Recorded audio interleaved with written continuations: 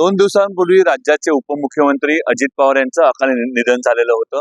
यानंतर आता राज्यात उपमुख्यमंत्रीपद कोणाला करावं अशी सध्या आता चर्चा चालवली आहे. आपण आता आहोत रत्नागिरी शहरात आपण आता आहोत. आपल्यासोबत काही नागरिक देखील आहेत.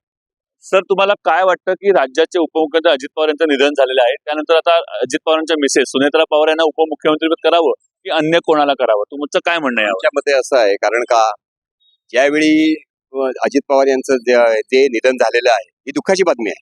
पण त्याचबरोबर त्याच्यासाठी त्यांच्या पत्नीला हे पद मिळावं असं आमचं मत आहे.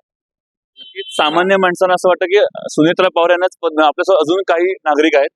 दादा, तुम्हाला काय वाटतं की कोणाला पद मिळावं?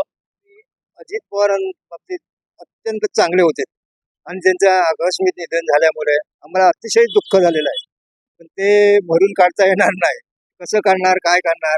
पण आम्ही त्यांच्यावरती जे त्यांच्या मिसेस ताई साहेब आपले हे आहे सुनित्रा पवार, त्यांना द्यायला हरकत नाही. आमचा कुठलाही हे नाही त्यांना द्यायला हरकत नाही.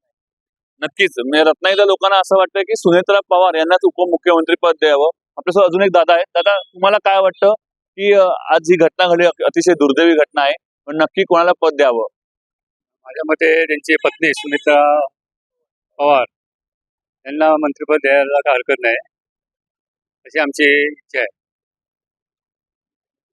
नक्कीच रत्नागिरीतील वासियांची अशी इच्छा आहे की सुनेत्रा पवार यांनाच उपमुख्यमंत्री पद करावं.